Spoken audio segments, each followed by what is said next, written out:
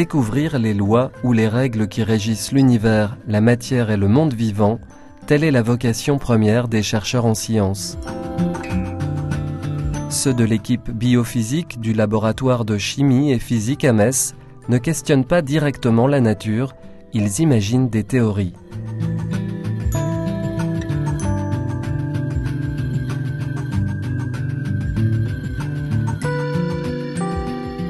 Le théoricien, c'est un scientifique qui étudie la nature, mais non pas par les expériences réalisées au laboratoire, mais qui élabore plutôt des théories. Et il utilise pour ça surtout les mathématiques, en tant que physicien, c'est les mathématiques ou les simulations numériques par exemple, pour soit expliquer des expériences qui ont déjà été réalisées et qu'il faut interpréter, soit pour prédire de nouveaux phénomènes physico-chimiques qui pourront aussi être vérifiés plus tard par de nouvelles expériences. Ce qui fait la réputation de cette équipe de théoriciens, c'est son travail autour des propriétés physiques de certains éléments des cellules vivantes, notamment celles des microtubules. Il s'agit de macromolécules dont les dysfonctionnements sont liés à beaucoup de maladies neurodégénératives, comme Alzheimer.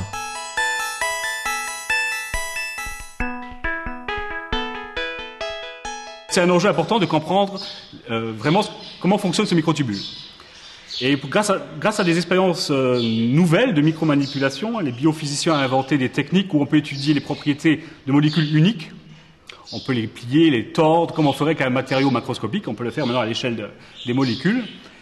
Et il s'est avéré que les propriétés de ces microtubules étaient totalement différentes de tout ce qu'on connaissait au niveau des molécules biologiques. L'équipe d'Hervé Morbach a ainsi cherché à élucider le mystère des propriétés de ces microtubules, dont la rigidité varie avec la longueur, capable de se transformer et d'adopter une structure en hélice. Alors en tant que théoricien, on essaie d'imaginer des hypothèses qui pourraient expliquer ces différentes expériences et expliquer ce comportement étrange. Alors nous sommes partis de l'hypothèse que les protofilaments pouvaient fluctuer entre une configuration droite ou courbée. Alors ces hypothèses-là viennent d'autres expériences. On a rassemblé différentes expériences en fait, et faire de la science, c'est un travail de détective. On rassemble différents résultats, comme les pièces d'un puzzle, pour essayer d'avoir une image cohérente.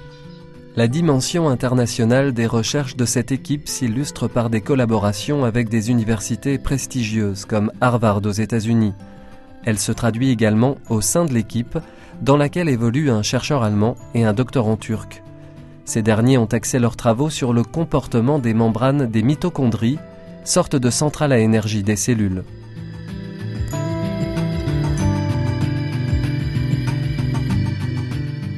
Alors, je m'intéresse surtout à des membranes, à l'élasticité des membranes. Ce sont les murs des cellules. Et je m'intéresse à l'élasticité. Alors, ça veut dire comment est-ce que la membrane bouge s'il y a certaines influences de l'extérieur. Par exemple, la pression qui augmente ou quelque chose comme ça. Moi, je fais surtout la partie numérique ici. J'ai fait des simulations des membranes biologiques avec des éléments finis. J'ai une surface numérique en fait. Sur cette surface numérisée, je résous les équations numériquement. Les travaux de cette équipe font l'objet de nombreuses publications internationales dans des revues scientifiques aussi réputées que Nature, mais également dans des revues de vulgarisation comme Science et Vie et même Le Monde.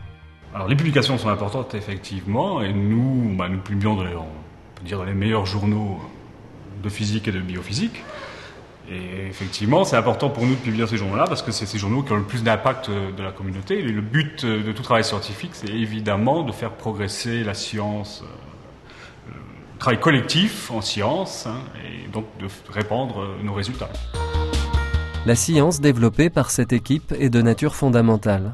Il s'agit de lever le voile sur des mystères de la nature, et ces travaux théoriques auront sans doute un jour des applications insoupçonnées, peut-être dans le domaine de la santé ou de l'industrie biotechnologique. L'objectif, c'est de comprendre les choses, comprendre ce qui se passe. Après, les applications viennent toujours forcément beaucoup plus tard. Elles mettent beaucoup plus de temps à émerger, ces applications. Et d'autant plus qu'on n'a pas fini ces travaux-là. Il y a encore énormément de choses que nous devons comprendre. Sur les microtubules, on a compris, disons, la mécanique du microtubule, cette particularité.